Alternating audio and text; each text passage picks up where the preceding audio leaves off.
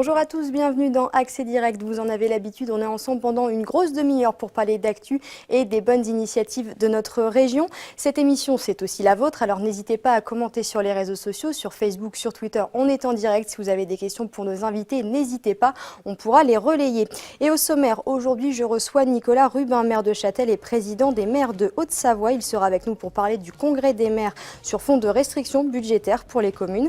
Et puis Laure Béchade, rédactrice en chef de Récréamum, sera avec nous pour nous faire part de ses bons plans. Elle sera accompagnée également de Sébastien Lafont pour parler d'Acrobranche. Et puis enfin, nous recevrons nos confrères de La Vie Nouvelle pour parler de leurs suppléments si nous sortions.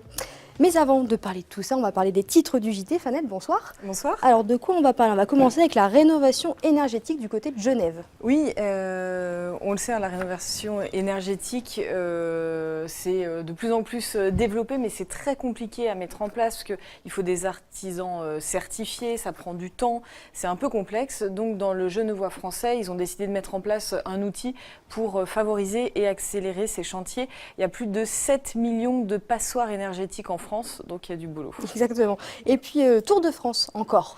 Encore, voilà, c'est la grosse actu de la semaine. C'est Sébastien Germain qui a suivi aujourd'hui les organisateurs qui ont fait l'étape de reconnaissance d'Annecy-Grand-Bornand en passant par le plateau des Glières. C'est une première, c'est inédit, donc on verra ça tout à l'heure dans le JT. Et puis l'actu, ça se passe aussi chez nos confrères. On commence avec l'abattage des loups. Voilà, donc c'est le site Place Grenette qui revient sur l'abattage de 3 loups en Savoie entre septembre et décembre 2015. Ils ont été abattus sur autorisation du préfet. Des associations avaient déposé des recours au tribunal administratif de Grenoble et ces associations, elles ont gagné. Ces abattages sont jugés illégaux par le tribunal. En fait, le préfet est manifestement allé un peu vite, c'est-à-dire que dans la procédure, il y a d'abord des tirs de défense qui sont autorisés, puis ensuite des tirs renforcés. Manifestement, il a un petit peu sauté les étapes, le préfet. Donc l'État a été condamné à une amende. Et puis on parle de Mountain Wilderness. Voilà, c'est une belle opération menée depuis 15 ans par l'association. C'est à lire dans Montagne, sur le site internet de Montagne Magazine. Cette association, elle vide la montagne de vieilles remontées mécaniques, de déchets militaires, de barbelés, etc. Cet été, ils ont ramassé 28 tonnes. Dernier chantier en date, l'ancien téléski d'Alex, qui représente à lui seul 1,5 tonne tout de même de déchets. En 15 ans, ils ont collecté plus de 440 tonnes d'aménagement. C'est assez colossal. Mais ça devrait aller mieux dans les années à venir, puisque dans la loi Montagne 2, adoptée en décembre dernier, l'autorisation d'exécution des travaux sera désormais assortie d'une obligation de démantèlement des vieilles remontées mécaniques et d'une remise en état des sites sous un délai de 3 ans. Une petite réaction, Nicolas Rubin, en étant maire de Châtel.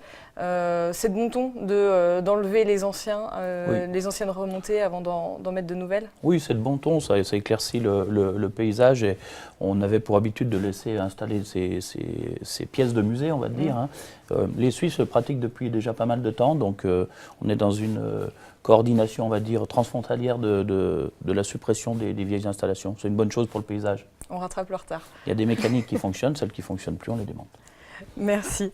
Et toi, Pauline, tu vas aussi en parler avec ton invité. Tu t'intéressais à la une du Faucigny. Oui, c'est le dessin de Kaya, donc en une du Faucigny. Elle parle du congrès des maires qui aura lieu ce samedi. Alors, on vous y voit, Nicolas Rubin, il faut supprimer la taxe, ou vous dites, il faut supprimer la taxe d'habitation pour augmenter la taxe foncière et les élus à dire d'une seule et même voix. Et si on exonérait les élus, qu'est-ce que vous en pensez de ce dessin ? Bon, c'est le dessin du Faucigny, hein. C'est beaucoup d'humour et puis sur fond d'actualité politique. Alors on y est très attaché parce qu'on aime bien aussi voir comment ce genre de presse analyse nos travaux tout au long de l'année. Donc on va voir ce qui en sortira au lendemain du congrès sur l'ensemble des travaux qu'on a et notamment sur la taxe d'habitation, une des inquiétudes des élus. Et on en parlera un peu plus en détail juste après. Et puis Pauline, l'histoire de vache. Encore. Oui, encore parce que on est le pays des vaches. Alors c'est une plainte cette fois-ci qui a été déposée. Après les cloches. C'est ça. Après les cloches, cette fois-ci, c'est un éleveur de Haute-Savoie où une plainte a été déposée contre lui. Alors objet du délit, ces 6 vaches qui empruntent 2 fois par jour une route entre sa ferme et les champs. Alors selon le quotidien du Dauphiné, là c'est chez nos confrères de BFM TV, le plaignant aurait estimé que faute de panneaux signalant un passage d'animaux, eh bien l'agriculteur était en infraction. Alors c'est un jeune homme de 27 ans qui vient seulement de s'installer. Il s'est installé en février dernier. Alors il a commenté sur sa page Facebook L'agriculture est nourricière, il faut la défendre plutôt que de voler au secours des citadins qui n'ont toujours pas compris qu'ils mangent grâce à notre dur labeur. Alors son témoignage a reçu de nombreux soutiens. Alors c'est vrai, on en parlait, après les cloches des vaches de bio, eh bien il va peut-être falloir faire attention cet hiver, on risque de demander eh bien, que la neige elle soit pas si froide que ça. Nicolas Rubin, pareil, qu'est-ce que vous en pensez? Oui, c'est dommage. Ça amuse la galerie, je serais tenté de dire, comme vous rebondissiez sur le phénomène des cloches du bio, hein, une douzaine de signataires d'une pétition pour faire supprimer les cloches, et puis à côté de ça, des réactions multiples et variées, en nombre surprenant au niveau de l'échelon national, voire même international. Je crois qu'on vit dans un département où on a une agriculture forte, hein, on aime cette agriculture, ça fait partie de nos racines et de notre terroir. Je crois que c'est encore une anecdote qui a encore fait la une du JT de TF1 avec Jean-Pierre Pernaut, parce qu'il aime bien parler du terroir. Mais c'est dommage. Voilà, après, rester derrière les vaches un petit peu pour rejoindre son habitation, ça fait partie du décor. Ça va. Merci beaucoup, Fenêtre. On se retrouve tout à l'heure pour les titres du JT. À tout à l'heure. À tout à l'heure. Alors, Nicolas Rubin, vous êtes donc maire de Châtel, président des maires de Haute-Savoie. Merci d'être avec nous. Samedi, Merci. Ce sera donc le congrès des maires. Il va y avoir beaucoup de choses à dire. Alors, on va commencer avec cette annonce du gouvernement, la suppression de la taxe d'habitation. Ça ne passe pas auprès des maires de Haute-Savoie et de toute la France. Non, ça ne passe pas pour plusieurs raisons. La première, c'est qu'on enfreint la libre administration des collectivités. Je crois que c'est de la responsabilité des élus, hein, dans le mandat qui leur a été confié, d'administrer leur collectivité. On voit que les décisions viennent au plus haut niveau de l'État avec des annonces fracassantes dont on ne connaît pas en fait encore tous les détails. Donc c'est l'inquiétude qui froisse les élus en ce moment, la difficulté de financer leurs projets, leur capacité de financement de l'ensemble des projets qu'ils ont annoncés lors de leur candidature. Et aujourd'hui, beaucoup de communes font marche arrière sur des projets par rapport à toutes ces annonces qui arrivent, je dirais, sous l'effet d'un orage à chaque fois. Et c'est à ce moment-là que les élus commencent à se demander s'il y a un réel contrat de confiance entre l'État et les 35 000 et quelques communes de France. Le gouvernement parle de compensation. Du coup, pourquoi vous n'y croyez pas à cette compensation? Qu'est-ce que ça changerait si euro pour euro, c'est compensé? Parce qu'on a été habitué à ce genre de propos de la part d'État, gouvernements successifs à part. Hein. Simplement, c'est qu'il y a un problème de confiance aujourd'hui. On était passé de la taxe professionnelle avec soi-disant des compensations. On parle aujourd'hui de compensation de la taxe d'habitation. Mais en tout cas, on enlève une possibilité aux élus locaux d'administrer librement leur collectivité. Donc, on parlera aussi peut-être des emplois aidés. L'annonce qui a été faite au mois d'août a plus que surpris les élus. Donc, c'est cet enchaînement d'annonces fracassantes qui fait qu'aujourd'hui, eh bien, il y a les élus, je rappelle le nombre d'élus en France, hein, plus de 520 000 élus locaux commencent à se faire peur avec ces annonces répétées dont on ne connaît pas le départ de la réflexion, et en tout cas on n'y est pas toujours très associé. Donc on aime aussi participer peut-être au redressement du pays par toutes les bonnes solutions qui puissent être trouvées. On n'est pas contre la solidarité. Du coup, l'idée c'est quoi? C'est par exemple de trouver de supprimer cette habitation, mais de trouver un autre impôt local par exemple? Il va falloir, il y a des communes qui vont être très mal avec cette suppression de la taxe d'habitation. Il va falloir financer les projets qu'ils ont prévus. Il faut financer aussi du fonctionnement tout au long de l'année. Hein. Les collectivités locales assurent aussi la proximité avec la population sur l'ensemble des services qui sont de leurs compétences. Aujourd'hui, on est inquiet pour ce niveau de prélèvement, on va dire, qui nous est imposé. Le gouvernement dit que c'est pour augmenter le pouvoir d'achat des Français. Ça, vous pouvez le comprendre aussi, quand même, le fait de ne pas payer cet impôt, ça augmente. Donc ça veut dire dépenser plus dans les communes, pourquoi pas dans les magasins, dans les commerces. Oui, c'est une raison qui vient, je dirais, arrondir un peu les angles. Mais aujourd'hui, généralement, quand on veut prendre de l'argent quelque part pour s'en servir, on prend dans son propre porte-monnaie, on ne va pas prendre dans la poche du voisin. Ici, les collectivités se sentent, je dirais, agressées sur le fait de la comptabilité publique et des financements de leurs actions, parce que l'État vient prélever sur une ressource qui est celle des collectivités. Et la taxe foncière, ça ne suffit pas? La taxe foncière, ça ne suffit pas. Les 4 taxes viennent enrichir, je dirais, les budgets des communes et des communautés de communes. Donc c'est inquiétant parce qu'on demande simplement d'y voir plus clair, on demande d'avoir de l'assurance. Et c'est ce contrat de confiance qui doit nous lier à l'État parce que l'État se repose sur une base qui est forte, c'est celle des collectivités locales, celles qui sont à portée des habitants. Hein. C'est la collectivité qui plaît le plus aux habitants. Hein. Les municipalités sont là aussi pour être au quotidien à côté de la population. Comme disait Gérard Larcher, je le répète encore, à portée d'engueulade. Et c'est cette proximité qui fait que ça, toute la force des collectivités et des communes est là. Donc l'État doit travailler avec nous. On doit travailler avec l'État, mais ça ne peut pas être unilatéral. Il y a aussi le point sensible, c'est aussi la suppression des contrats aidés. Ça aussi, c'est un vrai problème pour les communes. Pardon. Oui, là encore, les communes et les associations, je crois qu'il ne faut pas oublier les associations dans cette démarche qui a été opérée par l'État, hein, par le gouvernement précédent, où les représentants de l'État étaient des vrais VRP, venaient frapper à la porte des communes avec insistance, prenez des contrats aidés, on va vous aider. Il y a des communes qui ont joué le jeu sérieusement et qui au mois d'août, apprennent une très bonne nouvelle, c'est-à-dire que les contrats aidés sont supprimés. Donc, encore une fois, mis devant le fait accompli, ces collectivités-là l'ont un peu en travers de la gorge. Donc, parce qu'ils n'ont pas les capacités d'embaucher ces personnes-là à temps plein, autrement que par les contrats aidés. Voilà, c'était une initiative qui était intéressante, hein, il faut pas le nier. Maintenant, y mettre fin de façon aussi brutale, même si le regard des préfets de région et préfets de département s'est porté aussi à maintenir certains contrats aidés dans des fonctions qui étaient utiles et identifiés comme tels. Attention, les élus locaux sont partagés sur les contrats aidés. Hein. On n'est pas non plus pour aider plus qu'il le faut l'accès au travail. Il faut aussi qu'il y ait un retour au travail normal dans des conditions normales. Contrat aidé, c'est peut-être une rampe de lancement qui aurait pu se transformer, sauf que l'essai s'est transformé, mais avec une annonce brutale. Oui, c'est la brutalité de l'annonce en fait qui pose problème. Les collectivités en France sont prêtes à s'adapter. Hein. Il y a une capacité d'adaptation qui est certainement la meilleure sur le territoire de tout ce millefeuille qu'on a du mal à réduire. Simplement, il faut qu'on soit associé aux décisions, il ne faut pas qu'on soit mis devant le fait accompli.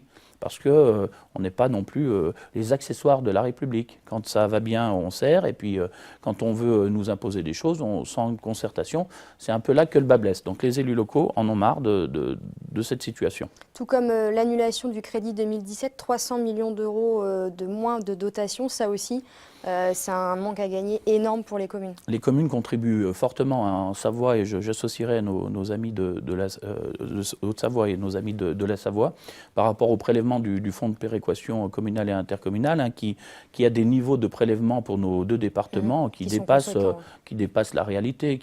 On n'est pas contre, comme je vous l'ai dit tout à l'heure, la solidarité nationale, mais on est contre l'injustice. Là, on a des niveaux de prélèvement qui étouffent les collectivités. Associés aux baisses de dotation, on vient encore puiser dans les ressources des collectivités. L'État vient encore se servir.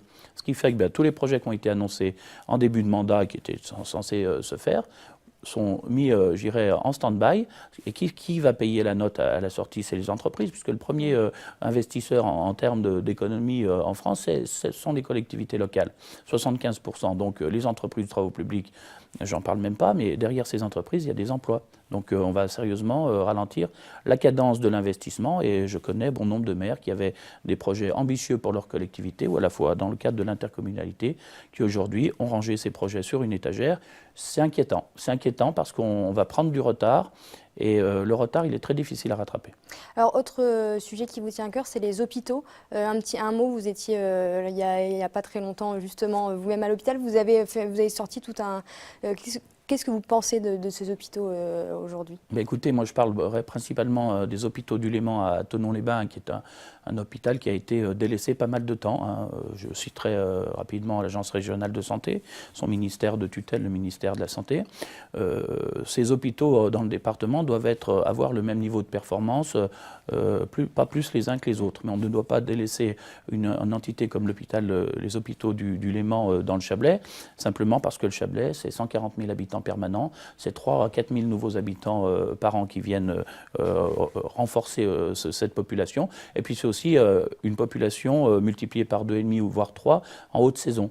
Donc quand je vois le Change à Annecy qui commence déjà à se moderniser, quand je vois le Châle qui commence déjà à faire des travaux, alors que c'est des établissements récents, et quand je vois les hôpitaux du Léman qui sont en stand-by, alors qu'à l'intérieur de cet établissement, il y a 1600 personnes qui donnent au quotidien toute l'énergie qu'ils peuvent pour satisfaire le client et la patientèle, comme on l'appelle dans ce métier, qui font un travail extraordinaire, je conçois qu'au sein d'un même département et d'un même territoire, on ne doit pas laisser en panne une structure comme celle-ci, peut-être au bénéfice de considérations politiques où on veut chacun que son hôpital soit le meilleur du département.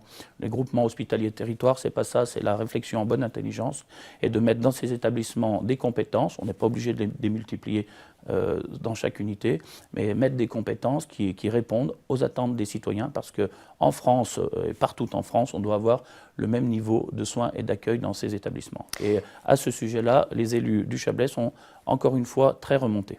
Merci beaucoup Nicolas Rubin. On rappelle, vous serez donc samedi au Congrès des maires où il y aura tous ces sujets qui seront débattus entre les maires de Haute-Savoie. Merci beaucoup d'avoir été notre invité. Et vendredi pour le forum. Et vendredi pour le forum dès demain. Sans exposants. Merci à vous. Merci beaucoup.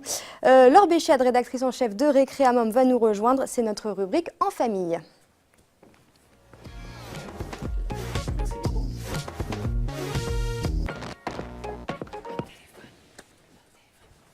Alors, Monsieur Rubin a oublié son téléphone, on va lui donner, il viendra le rechercher. Laure, bonjour. Bonjour.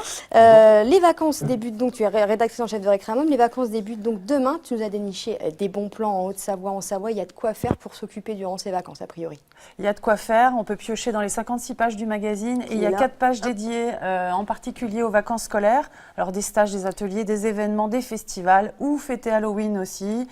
Et puis de belles visites comme celle du hameau du Père Noël, donc qui rouvre pour la saison le 21 octobre, donc ce samedi, et jusqu'au 5 novembre, donc tous les jours de 10h à 18h, le Père Noël accueille les enfants en personne, accompagné donc de la Mère Noël qui va donc également accompagner les enfants avec ses contes, et puis le Père Fouettard et un 4e personnage a rejoint la petite troupe, le Marchand de Sable qui accueille les enfants dans le tout nouveau grenier à Totote où les enfants peuvent laisser leur tétine au profit d'une association pour un sourire d'enfant au Cambodge. Et on l'a rencontré cet été, le Marchand de Sable, il a un petit message pour nous. Pardon, c'est le nom. Bon, la Chloé. Oui, c'est Chloé qui marche. Oui, bon alors les enfants, je vous invite au grenier à Totote. Je suis le Marchand de Sable. Venez découvrir le grenier à Totote. Ses mystères, ses secrets vous seront dévoilés. N'hésitez pas à venir, rejoignez-moi et vous saurez des choses que même les adultes ignorent. Alors, autre visite, côté Savoie, cette fois-ci, l'espace Alu à Saint-Michel-de-Maurienne fête ses 10 ans. Et pour l'occasion, ce week-end, il y aura des ateliers Kids au musée, des visites guidées. Et puis, d'autres visites aussi intéressantes pendant ces vacances, les expos, notamment à la Turbine Science. Il y en a 2 en ce moment, l'œil nu et Balade dans l'évolution à Crangevrier. Et du côté de la Galerie Eureka à Chambéry, l'exposition Illusion. Côté événements, donc il y a aussi des beaux événements. Exactement, avec le Grand Bivouac par exemple. Le Grand Bivouac qui démarre ce week-end, enfin qui a lieu ce week-end et qui, comme d'habitude, établit son camp de base à Albertville. Alors c'est un festival du voyage avec 25 documentaires à voir, dont 11 en particulier en famille. Il y a aussi le Bivouac des Mômes avec des ateliers et des animations. Et puis nos enfants sont chanceux parce que en Haute-Savoie notamment, il y a 3 festivals jeunes publics de spectacles jeune public et un événement 100% Môme et puis un autre festival ouvert à tous. Donc Festimôme tout d'abord à la MJC d'Annemasse jusqu'au 29 octobre qui souffle ses 20 bougies cette année avec 25 spectacles, 127 ateliers, 40 projections de films. Il y a de quoi faire. Il y a de quoi faire. Tout le programme festimôme.fr. Un deuxième, celui-ci au Pays du Mont-Blanc, les petits asticots jusqu'au 26 octobre avec une quinzaine de spectacles. Les petits malins du côté de Thonon-les-Bains et Évian avec 7 spectacles pour des tout petits 10 mois. Et puis, je vous disais, un 4e événement tout public, festival Éclat de scène du 25 au 29 octobre du côté de Bonneville et La Roche-sur-Foron. Et puis, enfin, un tout nouvel événement, les journées 100% Môme du côté du Vitam, donc 27 et 28 octobre avec des ateliers, un goûter géant, des animations, des jeux en bois et les mascottes. Et puis, on peut s'amuser aussi. Oui, alors un coup de cœur pour 3 lieux où on peut aller donc en intérieur au chaud, s'amuser. L'atelier des énigmes à Crangevrier, c'est un escape game et on va partir à la recherche du trésor de la cabane du pêcheur. Là, la photo que vous voyez, c'est notre petite famille. On l'a testé effectivement récemment. C'est passionnant, c'est surprenant. On se surprend à être un peu intelligent et futé et c'est génial à partager avec les enfants. Deuxième lieu, Virtual Effect, qui est une salle de jeu d'arcade en réalité virtuelle à Annecy. Alors on a un casque dans lequel on a une vision à 360 degrés, 2 manettes et 3 possibilités de jeu, donc un voyage. Moi j'ai voyagé à New York par exemple. Pour pas cher. Voilà. Et pour pas cher et rapidement en 30 minutes. C'est ça. Et puis Vitam, on en reparle, le centre de loisirs, donc avec son espace aquatique, parc de jeux couverts, Vitam ludique et un nouveau jeu à tester, Mission Atlantide. C'est un jeu laser pour les enfants dès 5 ans. Bon, il y a de quoi faire. Faut Voilà. faire le tri. Exactement. Alors, t'es pas venue toute seule aujourd'hui. Présente-nous un petit peu ton invité. Alors, je suis venue avec Sébastien Lafont, qui est responsable du site Acroaventure Régnier, qui est un parcours aventure qui est situé entre Annemasse et La Roche-sur-Foron. Et pourquoi je l'ai invité? Parce que c'est vraiment un lieu déjà que je reteste avec ma famille. Et puis, c'est un lieu idéal pour fêter Halloween aussi, parce que Sébastien va nous expliquer tout ce que vous allez préparer en ce moment pour Halloween. Du coup, pour Halloween, on décide de créer l'événement, c'est-à-dire en proposant différentes activités à la fois pour les familles et à la fois pour les plus grands. La première activité qu'on va proposer, donc, c'est On a une vidéo course au d'ailleurs. trésor. Je ne sais pas si on peut la voir. On peut passer la vidéo en Ouais, même temps, en pendant même temps, que vous voilà. commentez. Ouais. Voilà. J'ai peut-être attaqué du coup par les nocturnes d'Halloween. Donc du coup, on a déjà ouvert 5 soirées à la réservation. C'est-à-dire qu'en gros, on va proposer différents départs pour faire du parcours aventure de nuit. Donc en gros, ça va changer un petit peu les repères, ça va changer pas mal de choses.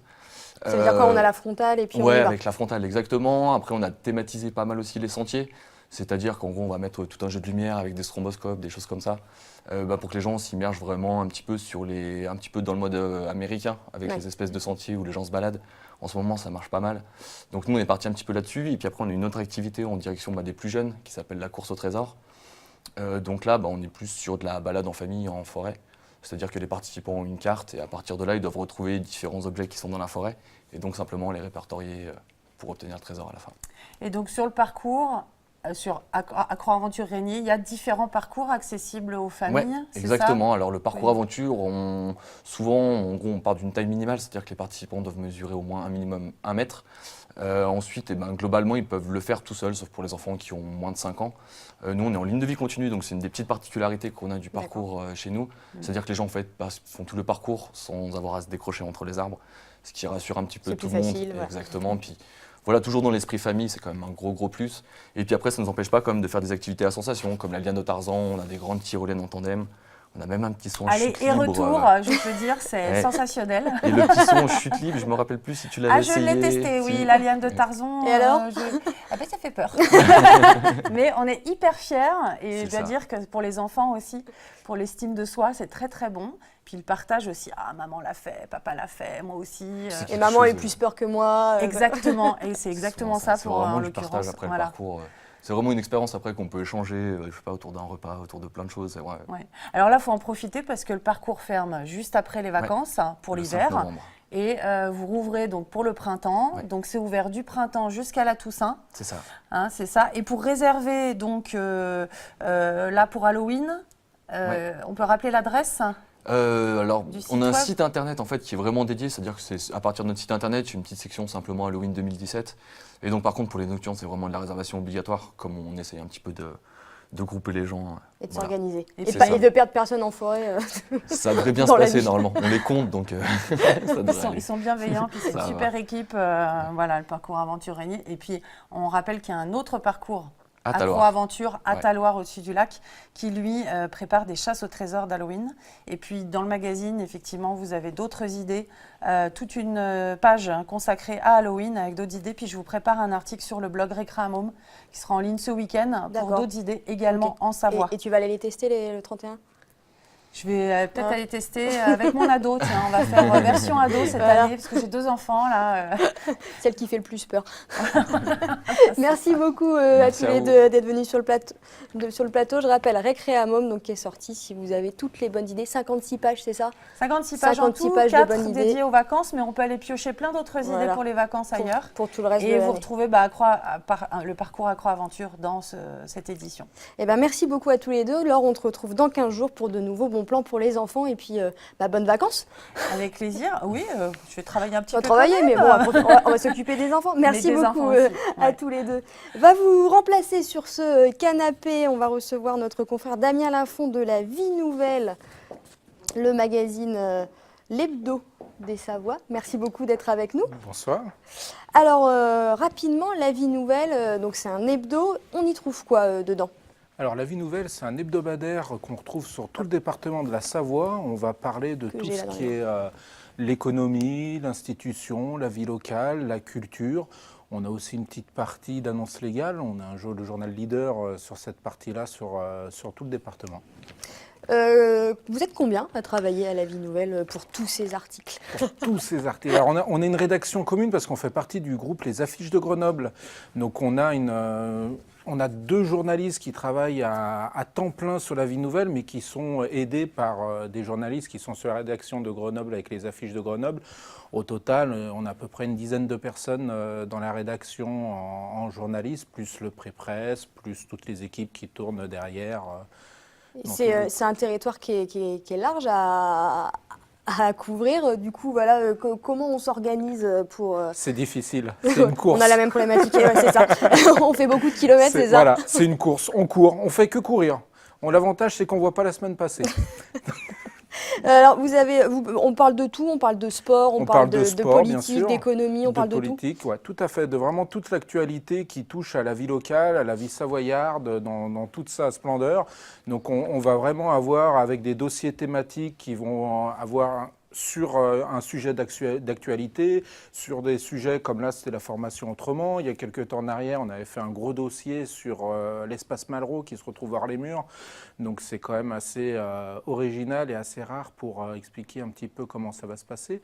Donc on traite vraiment de tout type de sujet qui peut intéresser le lectorat.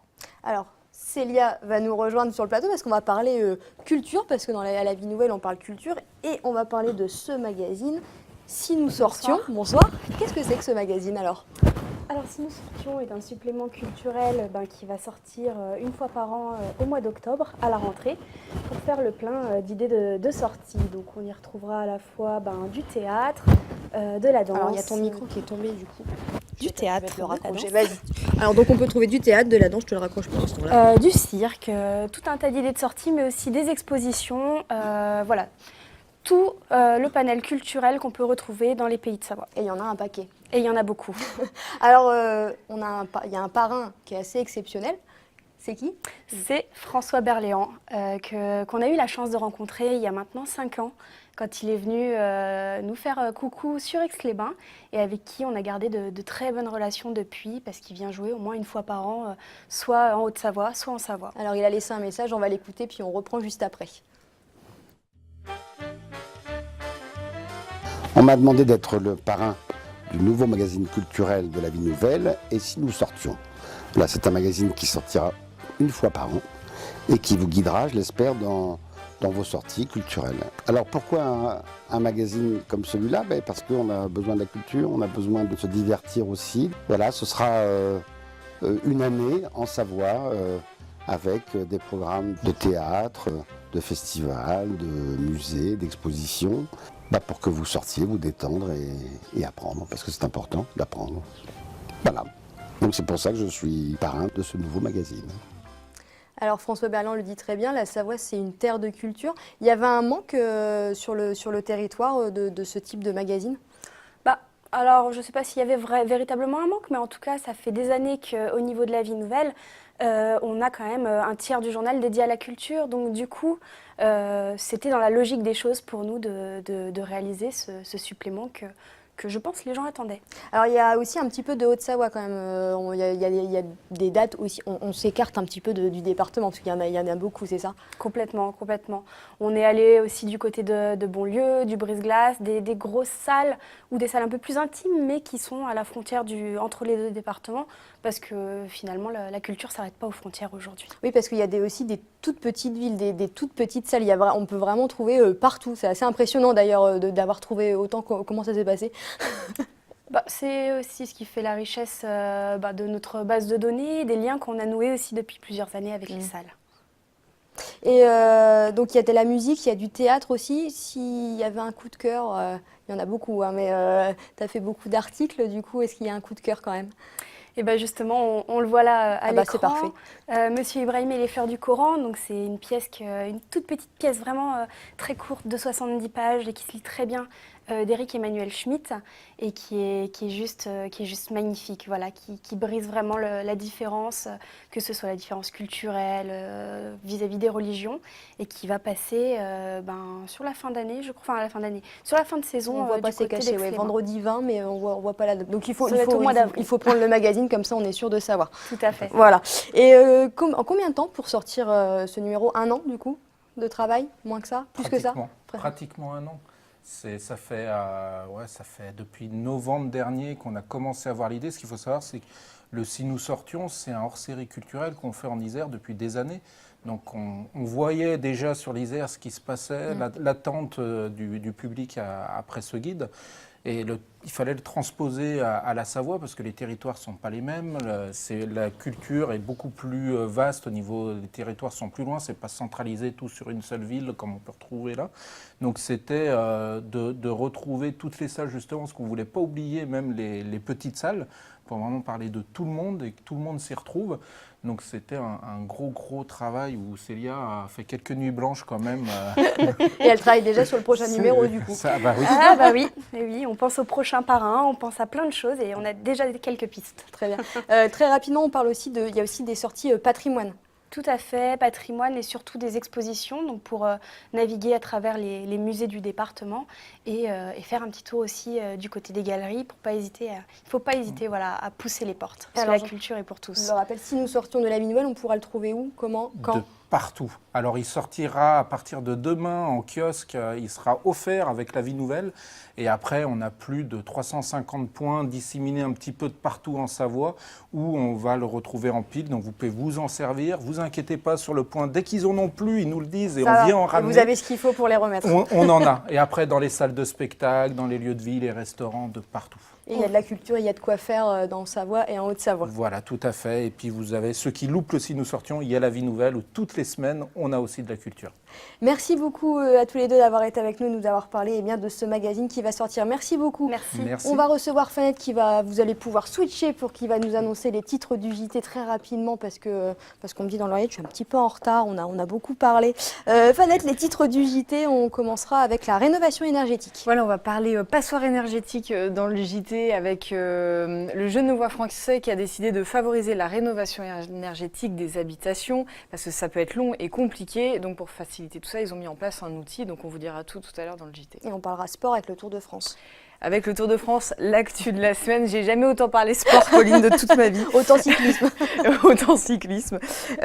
Donc, une des étapes phares en Savoie-Mont-Blanc, la Savoie-Mont-Blanc, 3 jours de Tour de France cet été. Une des étapes phares, Annecy-Grand-Bornand, par le plateau des Glières. Donc, Sébastien Germain nous a fait un super sujet sur ce parcours de reconnaissance. Il y avait Bernard Thévenet qui était là aujourd'hui. Très bien. Eh ben, merci beaucoup, Fanette. Demain, sur le plateau d'Accès Direct, je recevrai Robin Deville-Bichois. Il est magicien, il viendra nous faire des tours et des démonstrations, il nous en expliquera un, vous verrez ça sera sympa. Camille nous parlera également de ses idées sorties du week-end et puis enfin nous parlerons jeux d'arcade avec le responsable du Snack Craft Café. Tout de suite le JT donc avec Fanette et moi je vous dis à demain à partir de 18h, salut.